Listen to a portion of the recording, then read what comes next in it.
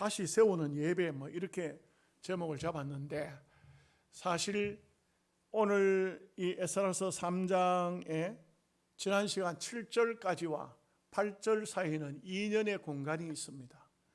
이것을 알아야 됩니다. 여기 7절 말씀을 보면은 이에 석수와 목수에게 돈을 주고 또 시돈 사람과 두로 사람에게 먹을 것과 마실 것과 기름을 주고 바사왕 고레스의 명령대로 백향목을 레바논에서 욥바 해변까지 운송하게 하였더라. 아주 일의 진행이 잘 되는 것처럼 보이는데, 딱 여기에서 어떤 일이 있었는지는 모르지만 2년 동안 성전을 세우지를 못하고 있습니다. 이것은 어쩌면은 거기에 무슨 시험이 들었는지 성경에 기록이 안 됐으니까 지도자 앞에, 총독 스룹바벨 앞에 와서 우리가 지금 현재 처한 상황이 성전을 짓는 것도 좋지만 일단 가옥이 있어야 안 되겠습니까? 먹고 살아야 안 되겠습니까? 이렇게 됐는지도 모르겠어요. 그런데 그 부분을 스가랴서에 보면은 나와요.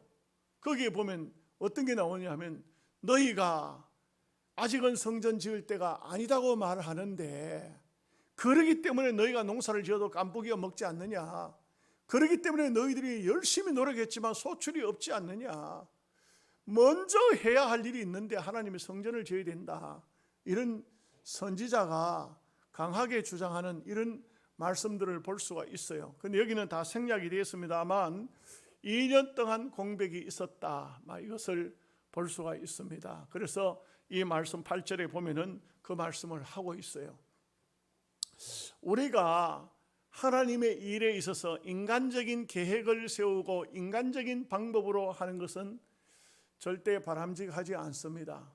이것은 우리가 신앙인이라면은 실제로 내가 인간적으로 계산 따져보니까 이러고 저러고 그렇게 하는 것은 옳지 않습니다. 우리가 믿음의 사람이죠.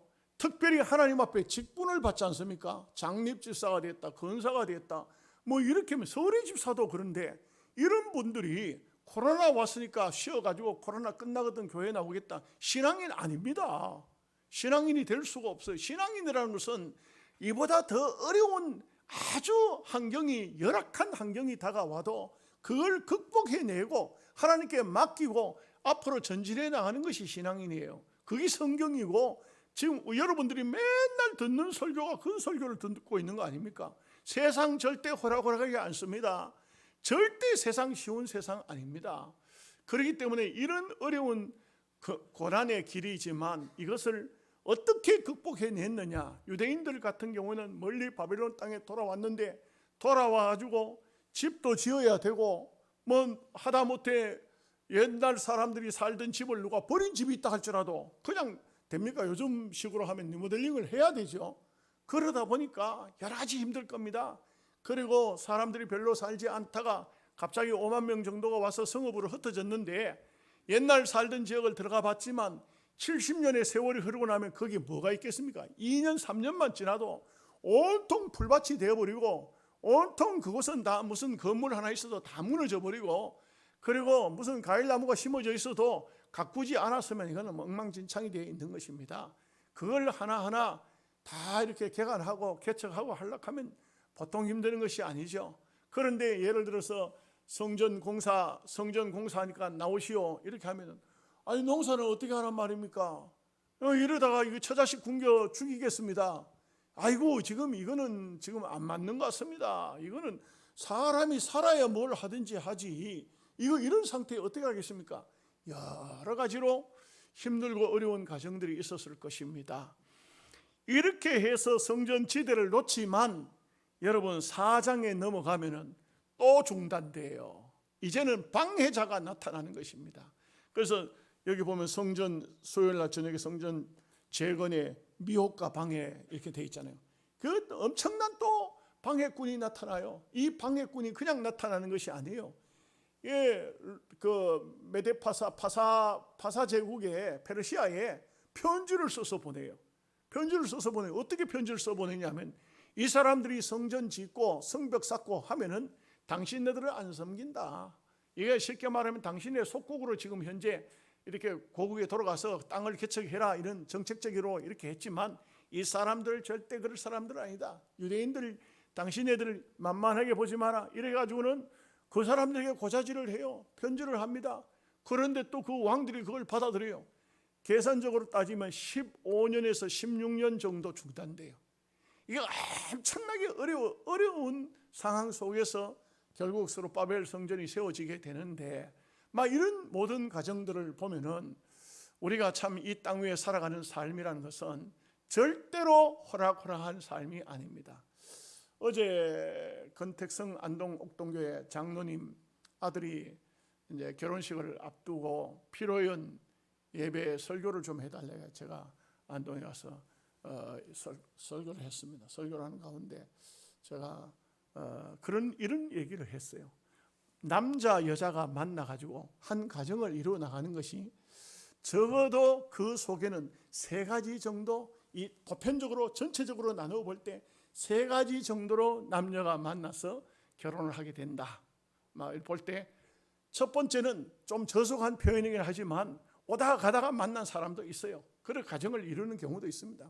네 날 좋으나 내 네 좋다 정욕적으로 끌려서 한 번에 눈이 맞아서 그냥 벌써 부부의 연을 맺지도 않고 벌써 아마 부부가 되어버리고 그리고 임신해버리고 그렇게 가정이 만들어지는 가정들도 없지 않아 있어. 이 세상에 태반의 그런 가정들이 많습니다. 이러한 가정들은 주로 보면은 그 감정에 의해서 어떤 뭔가에 치우쳐서 그렇게 되면은 깨질 때도 그 가정들이 쉽게 깨져요. 그거는 왜 그러냐면은 쉽게 만났으니까 쉽게 깨지는 것이고, 그런 또 결혼을 요즘에는 보면은 젊은 사람들이 장난삼아 결혼하는 경우도 많이 있어요. 배 타고 가다가 하는 사람도 있고, 고층 빌딩에 올라서 가지고 저거들끼리 약속했다고 천지신명께 약속을 했는지 이런 식으로 해가지고 부부가 됐다고 그래가지고는 부부 등록하는 사람이 있어요. 일반적인 그런 사람들이 있습니다. 두 번째가 어떠냐면 사람의 소개입니다. 이 총각을 보니까 저 아가씨가 맞을 것 같아. 사람이 중매를 합니다. 당신도 이런 가정에 이런 또 학벌에 이렇게 가진 경제력에 이런 아가씨가 맞겠다. 얼굴도 그렇고 몸도 그렇고 또 모든 게 맞으니까 가정을 이루라 해가 중매. 그래 중매를 통해서 만나서 가정을 이루는 경우가 있겠죠. 그건 틀림없습니다. 그런 아마 여러분들도 그런 분들이 많았었겠죠. 그런데 또 한 가지가 있어요. 또 한 가지가 뭐냐면 하나님의 섭리가 있다 이거죠. 하나님께서 아브라함의 가정에도 하나님께서 아브라함의 마음에 감동을 주십니다. 엘리에셀을 불러가지고는 내 아들을 위해서 처가 될 사람을, 며느리 될 사람을, 이 엘리에셀 종을 저 메소포타미아로 가서 나홀의 성에 가서 거기 가서 구해오라. 거기 가서 구해오라고 아브라함이 보내는데, 누구를 구해가지고 와야 되냐? 이것은 엘리에셀이 주인의 그 허리에 손을 넣고 약속을 해요.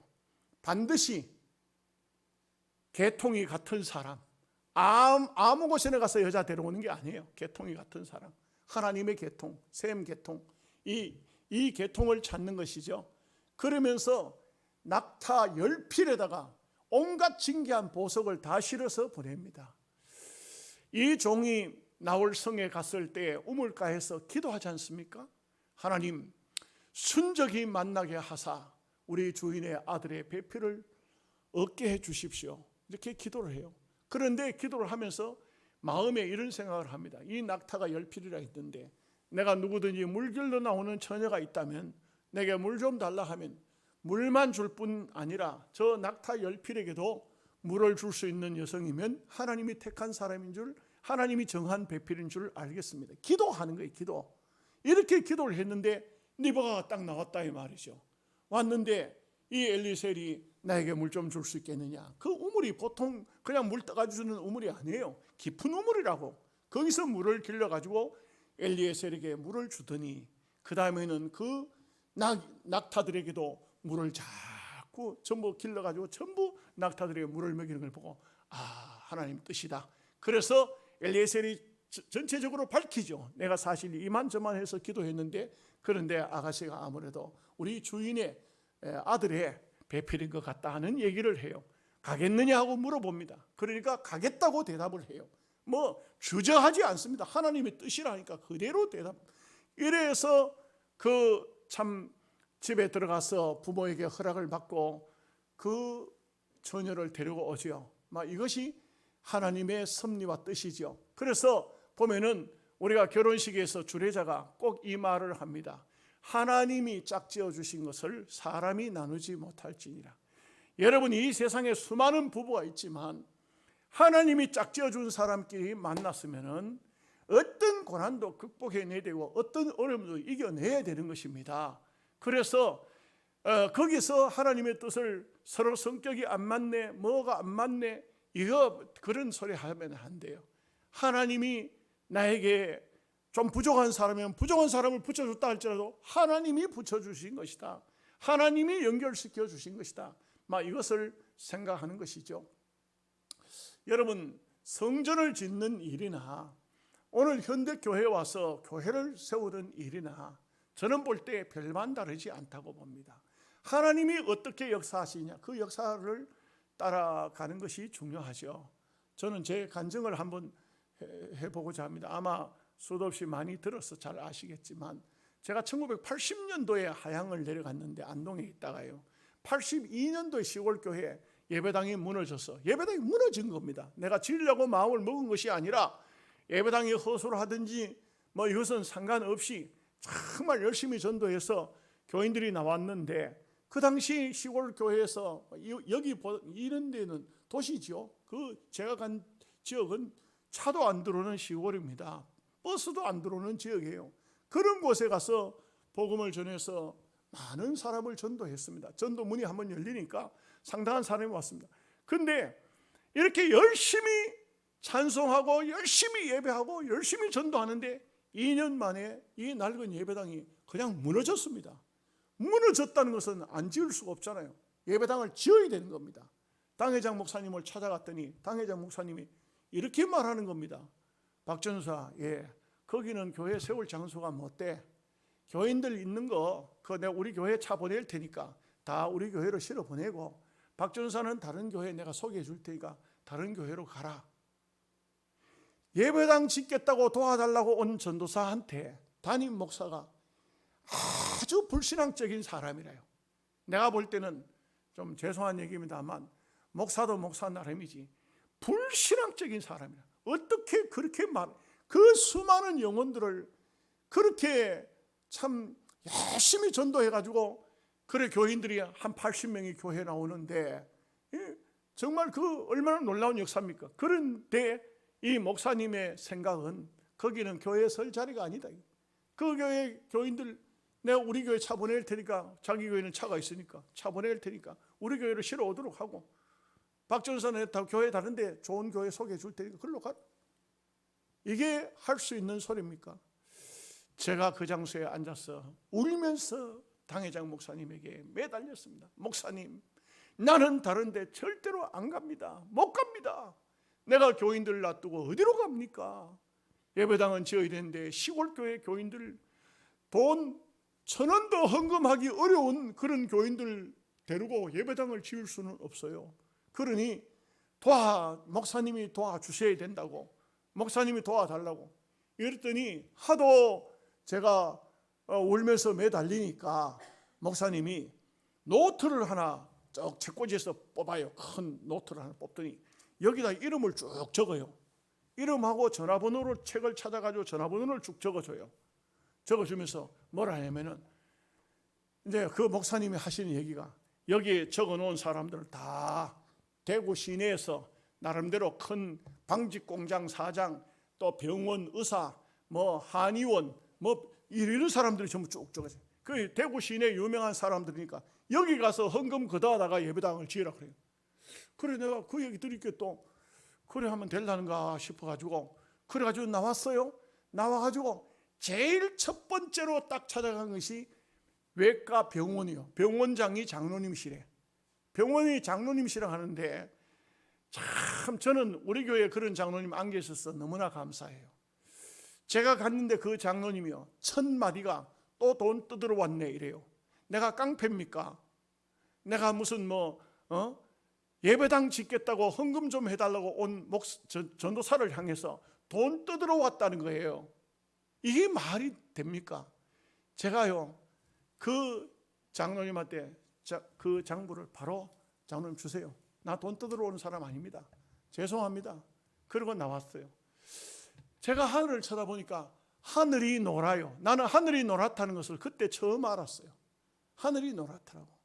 그래서 제가 돌아오는데 도로 집으로 왔어요. 이게 첫 번째부터 그만 너무 낙심을 해가지고 집으로 왔어요. 내 장로님들 돈 거들어 안 다니게 온다고 왔어요.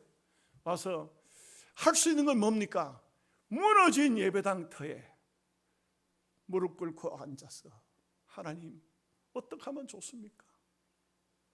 80명을 전도를 해놨지만 이 사람들을 교육시킬 만한 예배당이 무너졌으니 이거 어떻게 하면 좋습니까? 근데 여러분 보십시오. 참 그 어린아이들이, 제가 그 중학생, 고등학생 이런 아이들입니다. 우리 건성준 장로님 부인 권사님 말이죠. 학생 때, 어린 학생 때. 이런 아이들이 전도사가 무너진 예배당에 무릎을 꿇고 울면서 기도하는데 저거들이 옆으로 와 쭉 앉아요. 같이 기도합니다. 그러면서 하는 말이, 전도사님요, 걱정하지 마이소. 우리가 돈 벌어 오겠습니다. 공부하는 아이들이 무슨 돈을 벌어 온단 말입니까? 어디 가서 돈을 벌어 온단 말입니까? 예배당을 어떻게 지을 수가 있는 겁니까? 여러분, 그런데요, 이 아이들이 뭘 하느냐 하면은, 손수건, 공장에 다니는 여자아이는 손수건 팔러 다니고, 아이들이 볼펜 팔러 다니고, 빵도 판다는 얘기도 들었어요. 나는 빵 보지는 못했지만. 그런데 희한한 것이 말이죠, 어린 아이 하나를 통해서라도 하나님은 얼마든지 역사하시는 것을 내가 느꼈어요. 참, 이 볼펜 파는, 볼펜을 들고 집집마다 들어가서 볼펜 하나 팔아주세요. 그 볼펜 얼마 받겠어요? 너희들 공부하고 나오는 학생, 교복을 입은 학생들이 너희들 왜 볼펜을 팔러 왜 왔냐? 이렇게 우리 이거 볼펜 팔아가지고 교회 지으려고 그래요. 어느 장립집사님, 나중에 장로님 되셨는데 어느 집에 들어갔어요. 그러니까 그분이 너희들 어디 교회냐? 물으니까 저기 향교가 있는 동네 밑에 교동교회입니다. 그 얘기를 들은 그 장립집사님이 금고의 문을 열고 돈을 5만 원을 꺼내가지고 봉투에 담아서 보내는 겁니다. 여러분, 참 희한한 것이, 그 당시 돈 5만 원이면 큰 돈이에요. 이 5만 원을 담아가지고 보내는데 애들이 그 돈을 가지고 쫓아 들어와가지고, 전도사님, 전사님, 오늘 볼펜 한 자루 팔러 갔다가 돈 5만 원 헌금 받았어요. 그 장립집사님이 그 당회장 목사님 계시는 교회 남전도의 회장이라요. 이분이 남전도 회원들 모아놓고 이런 말을 하는 겁니다. 우리가 저 시골 교회, 무너진 교회 예배당 짓는다고 그래 힘쓰는데, 거기 좀 원래 예산은 다른 데 쓰지 말고 거기 좀 도와주자고. 그래가지고 그 다음 주일날 그 남전도 회원들이 한 20명이 들어왔어요. 교회, 시골 교회 와가지고는 회비 낸 거, 헌금 모은 거 그걸 주고 가요. 근데 여러분, 참 보십시오. 참 시골 교회고 힘들고 어렵고 아무것도 안 될 것 같은데, 그때부터 막 하나님이 역사하기 시작하는데, 하나님의 역사가 어떤 역사가 있느냐, 일일이 참 다 말씀드릴 수가 없어요. 간증만 해도 1시간은 해야 될 것 같으니까. 그런데 간단히 말씀드리면은, 어느 지역에 참 아파트를 짓는다고 하는데 그 집들을 다 뜯어내는데 거기에 주인 되는 사람이 그걸 팔고 서울로 가는데, 그 집을 뜯기 전에 내한테 연락이 왔어요. 박 전도사, 여기 있는 집들이 전부 새 집이다. 지은 지 얼마 안 된다. 이거 뜯어가지고 가서 예배당 지으라 이게. 그래서 우리 교인들이 가보니까 전부 새 거예요. 아직도 재료가. 그 재료가 생겼어. 예배당 지을 재료가 생겼어요. 공짜로 생긴 거예요. 그 다음에요, 1982년도인데 예배당을 지을 때가 81년도에 비가 억수같이 오더니 강에 모래가 꽉 찼어. 그래서 그 모래를 파내자고 모래를 전부 파가지고 왔어요. 모래를 전부 파가지고 막 경운기 싣고 지게 지고 막 이래가지고 벽돌 베끼겠다고. 신학교 가가지고 벽돌 베낄 줄 아는 사람 가니까 두 사람이 따라왔어. 그래서 내하고 같이 막 벽돌 베꼈어요. 쫙 벽돌 베껴놨어요. 그러니까 예배당 무너졌어요. 그냥 지으면 되는 줄 알았어요. 그래가지고 땅 파고 예배당 막 그냥 짓는 겁니다. 짓다니까 노란 모자 쓴 사람이 한 차가 오더니만 여기 뭐 하는 거냐고. 예배당 짓는다고. 당장 벽돌 위에 벽돌 놓인 거 내놓으라 이게. 예? 여기는 농지가 절대 농지. 절대 농지에는 절대로 못 짓는다는 거예요. 또 이 시험이 왔어요. 할 수 있는 방법은 기도하는 길밖에 없어. 기도하고 있는데, 그런데 우리 이름을 대서 죄송합니다만 박문학 장로님 장인 되는 어른이 저한테로 연락이 왔어요. 저 읍내에 최덕식이라는 사람이 자네를 좀 보자고 하네. 어르신 저를 왜 보자고 합니까? 글쎄 내가 아는 거 가보게. 그래 갔더니만 이분이 뭐라 하냐면 예배당 짓다가 중단됐다면서. 예, 그렇죠. 그래가지고는 예배당 못 짓네 이 사람아. 그래요. 어르신 어떻게 해야 됩니까? 그거 내가 해줄 테니까 집에 가서, 그거는 예수 믿는 사람이 아니에요. 집에 가서 기도하고 기다리게. 그게 맞더라고. 기도하고 기다리는 게 맞아요. 그래서 돌아왔는데 얼마 지난 다음에 다시 연락이 왔어. 만나자고 왔어요. 그래서 가니까 허가증을 딱 냈어요. 거기에 설계도 하고 허가를 딱 냈어요. 이걸 내한테 주는 거야. 꿈인가 생신가 그래요. 근데 그 어른이 그런 말씀이에요. 그 농지를 절대 농지를 상대 농지로 바꾸고 대지로 바꿔가지고, 그래가지고는 내가 잘 아는 친구한테 시켜가지고 예배당을 설계를 그래가지고 허가를 냈다 이게.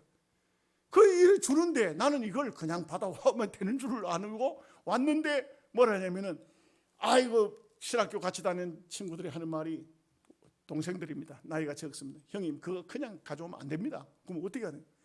가서 사례라도 해야 되죠. 그래가지고 교회 헌금 재정을 살펴보니까 한 10만 원쯤 돈이 되는 것 같아. 그 돈을 가지고 찾아갔어요. 돈 10만 원 갖다 드렸어.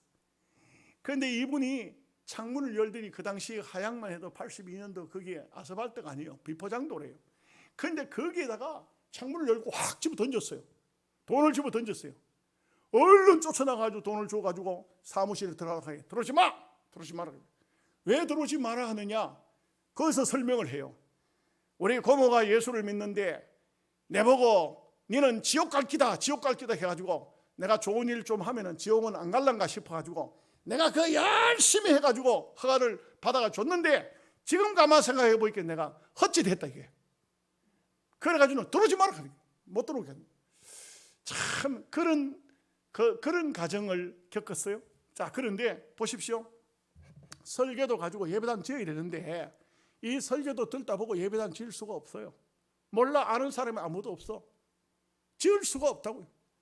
그런데 여러분 보십시오. 급하면, 마음이 답답하면 하나님 앞에 기도하는 길밖에 없잖아요. 기도하는데 그 바로 밑에 우리가 살던 동네 밑에가 한사동 동네예요. 근데 그 동네 아이가, 여자아이가 고등학교 2학년 아이가 있었어요. 그런데 이 아이가 학교로 가려고 하면 바깥으로 나가는데 이 동네 안으로 들어왔어요. 들어와가지고 아침 일찍 와 전사님 불러. 니 학교 안 가고 왜 일로 왔나 하기야. 우리 동네에 한 사람이 이사를 왔어요. 이사를 왔는데 내가 학교 가려다가 보니까 경운기로 이사를 왔는데 경운기에 성경 찬송이 있어요. 이러는 거예요. 그래 자전거 뒤에다 내가 학생을 태워가지고 어디냐 가보자. 가니까 그 사람들이 짐을 다 들놓고 경운기를 헛간에 들놓는데 제가 물었어요. 어디서 왔습니까? 문경서 왔습니다. 문경서 여기까지 어째 왔습니까? 하니까 그 분이 하는 말이, 이 마누라가 예수 믿다가 우리 아버지한테 쫓겨났습니다. 쫓겨났는데 그래 아들을 서히 태워가지고 경운기에 짐을 싣고 밤새 들어오고 왔는데 이제 더 피곤해서 가지도 못하겠고, 그래서 여기 빈집이 없나 할게 여기 빈집이 있다 해가지고 여기 와서 살려고 그래 들어왔습니다. 그래서 내가 물었어요. 여기 와서 어떻게 먹고 살라 합니까? 하니까 그 사람이 하는 말이 아무 대책이 없다는 거예요. 아무 대책이 없다 그래요. 이거 참 그러잖아요. 그런데 내가 물었어요. 당신 직업이 뭐냐고. 그랬더니 이 사람이 하는 말이 나는 아무것도 할 줄 아는 게 없고 집 짓는 게 내 직업이라 합니다. 무슨 말인지 알기는 아는지 모르겠어요. 집 짓는 게 내 직업이라 그래요. 그래서 그 양반이 예수 믿는 날 첫날부터 예배당 지으면서 예수를 믿은 사람이에요. 전기현 집사라고. 나중에 감삼교회 가가지고 참 기업 사장님이 되셨습니다만 이분이 그렇게 됐어요. 이분이 딱 설교도 보더니 전도사님 걱정하지 마요. 이거 한 달 만에 짓습니다. 한 달 만에 다 짓다. 예배당을 다 지었어요. 예배당 다 짓고 난 다음에요. 그 다음에요. 사태까지 덩달아 지었어요. 여러분, 제가 왜 이 얘기를 합니까? 그 가정 속에는 희한한 얘기들이 참 많아요. 너무너무 많습니다. 이것은 제가 기독교 방송에 새롭게 하소서에 방송도 했던 얘기입니다. 이것은 뭘 말해주고 있냐면 모든 역사에는 어쩌다가 이루어지는 가정이 있는 반면에 서로가 중매가해서 가정이 되기도 하지만 하나님의 섭리가 있어서 한 가정이 탄생하는 것처럼 교회라는 것도 하나님의 역사라는 것도 여기는 하나님의 분명한 뜻이 계신다. 뜻이 계신다. 이것은 놀라운 일이 아닐 수가 없습니다. 영양서북교회 여러분, 우리 장로님들은 기억하실 거예요. 초대 처음 예수 믿고 학습받은 사람이 제가 91년도에 왔는데 26명이 학습을 받았어요. 26명. 당회로 기록되어 있습니다. 이거는 뭐 내가 헛말하는 것이 아닙니다. 뭡니까? 교회를 세워나가는 데는 하나님의 역사가 있다. 와 같이 성전을 짓는 것도 하나님의 역사가 있다. 이것을 염두에 깔고 오늘 말씀은 별로 몇 절이 안 됩니다. 한번 보십시다. 8절 말씀 다 함께 같이 읽겠습니다. 예루살렘에 있는 하나님의 성전에 이른 지 2년 둘째 달에 스알디엘의 아들 스룹바벨과 요사닥의 아들 예수아와 다른 형제 제사장들과 레위 사람들과 무를 사로잡혔다가 예루살렘에 돌아온 자들이 공사를 시작하고 20세 이상의 레위 사람들을 세워 여호와의 성전 공사를 감독하게 하며, 여러분 보십시오. 2년 동안의 공백이 있었다. 여러분, 사람이 무슨 일을 하든 간에 한마디로 말하면 일사천리로 되는 일들은 거의 잘 없어요. 모든 방면에 고난이 있고 어려움이 있고, 여러분 조그마한 일들이나 큰 일들이나 여기에는 하나님의 일은 하나님의 섭리와 하나님의 역사가 있어야 돼요. 절대 사람의 힘으로 사람의 능력으로 되는 게 아닙니다. 또 웃기는 걸 이야기할까요? 예배당을 한창 짓는데 돈이 있습니까? 전부 우리 손으로 짓는 거지. 재료는 갖다 놨고 사람도 보내줬고 설교도도 나왔잖아요. 이게 다 된 거 아닙니까? 그런데도 먹어야 일을 할 거 아닙니까? 먹어야 되잖아요. 배고파가지고 어떻게 일을 하겠어요? 그런데요, 가게집에서 콜라 한 박스 가져와, 라면 한 박스 가져와, 국수 한 박스 가져와. 누가 보냈냐? 교인들이 돈 주고 산 게 아니에요. 불신자가 보내준 거예요. 불신자가. 까마귀를 통해서 오는 거예요. 까마귀를 통해서 와요. 더 웃기는 게 있어요. 어떤 사람이 그 시골에 자가용이 한 대가 탁 들어와요. 일하다 말고 요즘에도 그렇겠지만 시골 동네에 까만 자가용이 한 대 들어오니까 일하다 말고 전부 중단하고 그 차를 쳐다봅니다. 저 들어온 데부터 먼지가 뽀얗게 나면서 쭉 교회 앞을 지나가지고 쭉 올라가는데 저 위에 자가용이 사라질 때까지 전부 다 쳐다봅니다. 그거 다 차가 한 대 저 위로 올라가면 어디로 가는가? 근데 올라갔어요. 한참 있다니까 다시 내려와요. 내려오더니 그 사람이 그냥 지나가지 않고 예배당 짓는데 와서 차를 텅 멈췄어요. 여기 뭐 짓습니까? 예배당 짓습니다. 그러니까 책임자가 누굽니까? 전데요. 그러니까 그 사람이 하는 말이 봉투 하나 줘 보이소. 봉투를 하나 주래. 그 봉투를 달락하면 뭔가 좀 이게 역사가 있단 말이죠. 그래서 내가 교회 가서 봉투를 하나 갖다 드리니까 지갑을 딱 꺼내더니 돈을 쫙 세요. 그러더니 이 봉투에다 딱 넣더니 뭐라 하면 이 사람이 교인이 아니다 싶은 게 확실한 게 뭐냐면 돈을 떡 주면서 이거 시주합니다. 그래서 제가 그래도 혹시나 이게 말을 실수한 건가 어떤가 싶어. 어느 교회 나가십니까? 교회 안 나갑니다. 근데 어떻게 이렇게 예배당 짓는데 돈을 주십니까? 했더니 하는 말이, 내가 사업하다 골치 아픈 일이 좀 생겼습니다.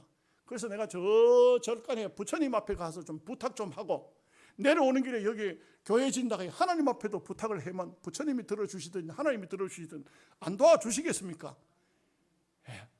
여러분 참 이거는, 이런 얘기는 참 하나님이 어떻게 불신자를 통해서도 역사하시는 이런 하나님이시다 이거죠. 그러니까 보십시오. 설계도도 불신자를 통해서 뽑아내고, 그리고 또 갑자기 또 집을 팔아가지고 그 집에 재료가 다 나오고, 예배당 지을 사람까지도 저 문경에 있는 사람을 하나님이 보내가지고 거기까지 오게 하시고, 먹을 게 없으니까 라면 보내주고 국수 보내주고, 돈 떨어지니까 지나가던 사람이 돈 갖다 주고, 이런 일들은, 이것은 체험하지 않거나 경험하지 않으면 절대로 이런 얘기는 할 수도 없을 것입니다. 이것은 하나님이 어떻게 하는, 옛날 성전뿐만 아니고 교회당을, 작은 시골 예배당을 하나 짓는데도 우리가 기도하고 하나님을 바라보면 하나님이 하시더라. 하나님이 역사하시더라. 2년 동안이나 공백 기간이 생겼다. 여러 가지 이유가 있겠죠. 이유가 있겠죠, 분명히. 그러나 우리가 땅 위에 사는 삶 속에는 여러 가지 핑계 없는 무덤이 없어요. 여러분 절대로 핑계 대지 마세요. 우리 장로님들도 그런 얘기 하시죠. 제가 코로나 문제가 왔더라도 이거는 제가 볼 때는 이거는 극복해야 될 문제지 주저앉을 문제는 아니다. 저는 그런 생각했어요. 예?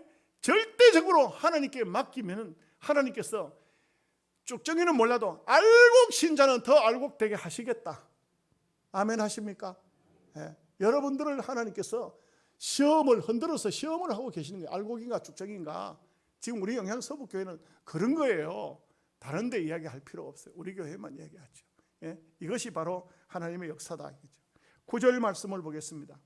예, 여호수아와 그의 아들들과 그의 형제들과 감미엘과 그의 아들들과 유다 자손과 헤나단 자손과 그의 형제 레위 사람들이 일제히 일어나 하나님의 성전 일꾼들을 감독하니라.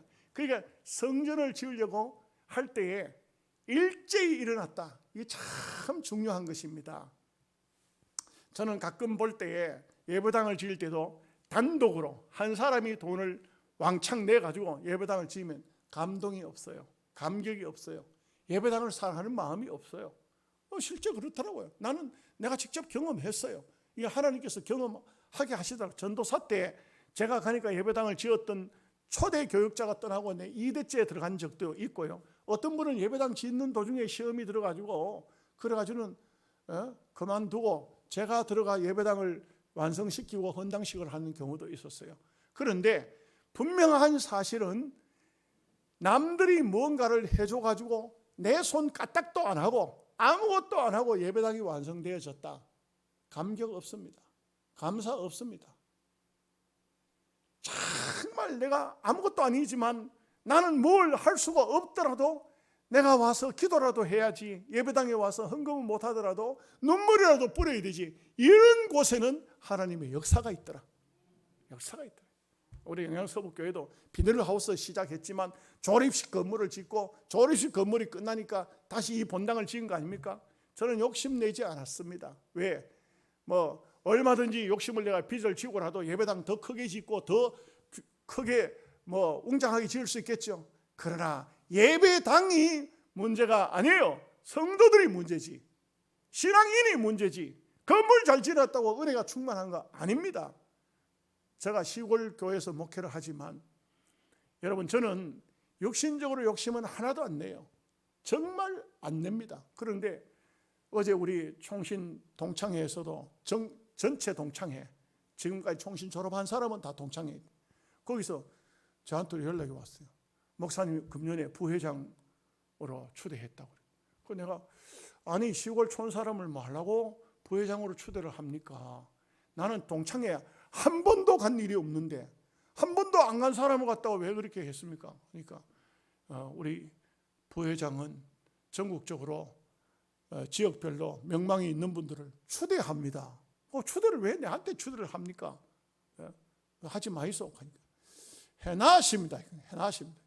여러분, 우리가 하나님의 일에는, 주의 일에는 무조건 다 거절을 할 수는 없지만, 그러나 내가 무엇을 하겠다고 그냥 막 나가가지고 설치고 그런다고 해야 되는 게 아니고, 여러분, 하나님이 감동하시고 하나님이 이끄시는 대로 그대로 이끌려 살면 돼요. 그것이 하나님의 백성들의 삶이라고 할 수가 있겠습니다. 10절 말씀을 다 같이 보겠습니다. 건축자가 여호와의 성전의 기초를 놓을 때에 제사장들은 예복을 입고 나팔을 들고 아삽 자손 레위 사람들은 재금을 들고 서서 이스라엘 왕 다윗의 규례대로 여호와를 찬송하되, 이 기공식 예배입니다. 그죠? 기공식, 기초를 놓을 때 기공식 예배입니다. 이 기초를 놓을 때 거룩한 예배가 이루어지는 겁니다. 여러분, 이렇게 온 백성들이 일제히 일어나서 함께 하겠다고, 모두가 다 예배 그 성전 짓는데 감독자가 되겠다고 마음을 전부 다 모아가지고 한테 모이면은요, 감동이 있는 겁니다. 사람은 누구든지 마찬가지인데 어느 때든지 함께 같이 할 때 감동이 있는 겁니다. 거기에 감사가 넘치는 것입니다. 나는 내 할 일만 하지 뭐, 그리고 나는 관심 없다 다른 일은. 살살살살 미꾸라지처럼 빠져나가는,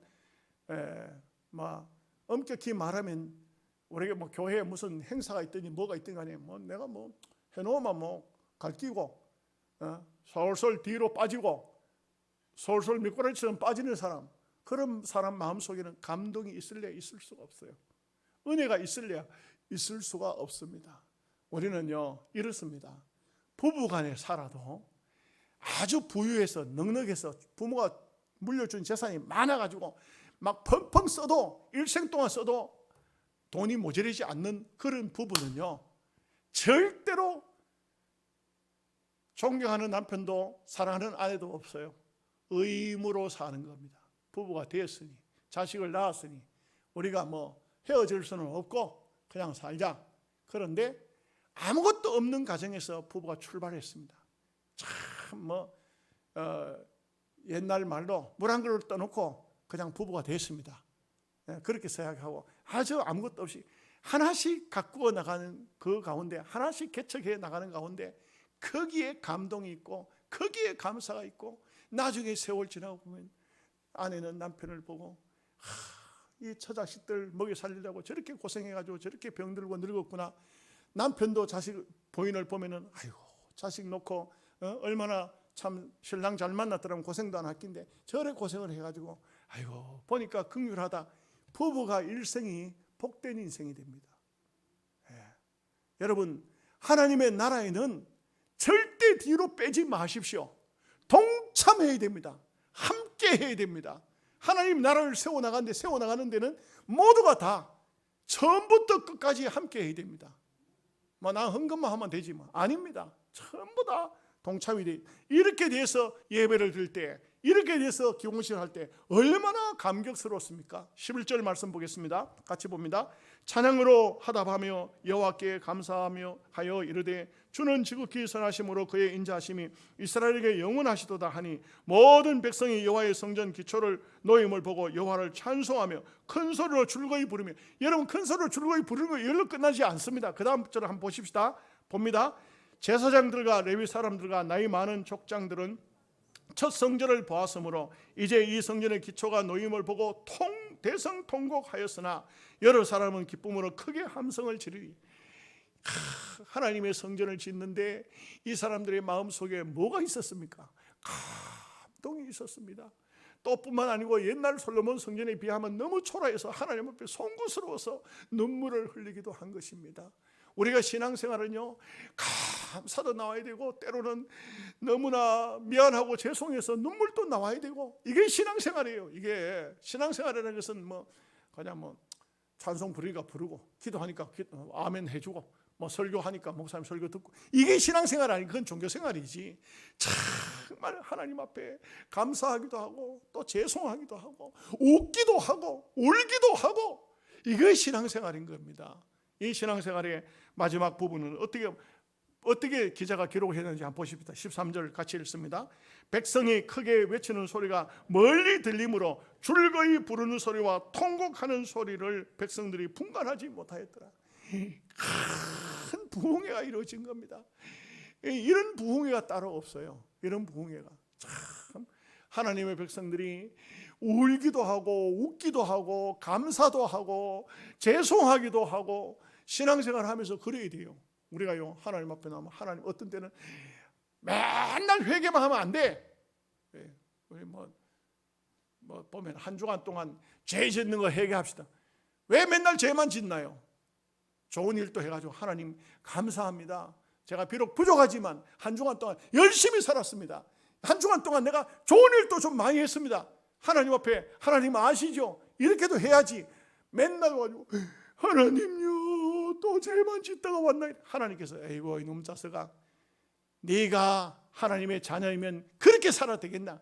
우리가 좀 더 참 하나님 앞에 때로는 눈물로 통곡으로 기도도 하지만 때로는 감사해서 뭐 기도할 거 없어요. 막 찬양부터 하는 거예요. 찬양부터 그냥 너무 감사해서 막 찬양이 나오는 거예요. 감격스러운 거예요. 이게 신앙생활이에요. 신앙생활. 우리는 신앙생활을 의미를 바로 알아야 돼요. 그래가지고 우리의 마음속에는 막 하나님을 향한 터질 듯한 감사와 감격. 저게 우는 소리냐 찬송 부르는 소리냐, 찬송하면서 울고 울다가 찬송하고, 이게 바로 유대인들의 이 성전 지을 때의 그 교회의 모습이었잖아요. 하나님 나라의 모습이었지 않습니까? 그 다음 이제 우리가 사장에 가서 보면 많은 어려움도 있습니다만 결국은 이 어려움들을 다 극복해내고 세월이 많이 흘러요. 15년 16년 정도 흘러서야 스룹바벨 성전이 이루어집니다. 그러니까 더 감사한 거지. 더 감사해. 아무 어려움 없이 예배당 잘 세워지면 감격 없어요. 여러분들의 삶 속에도 신앙생활이 감사와 감격, 살아계신 하나님, 꼭 하나님의 임재를 느끼십시오. 기도하면 하나님의 배후에 역사한다. 역사 속에는 하나님이 계신다. 틀림없이 하나님의 모든 것을 계획하고 섭리하신다. 이런 믿음을 가지시기를 주의 이름으로 축복합니다. 하나님 아버지 감사합니다. 오늘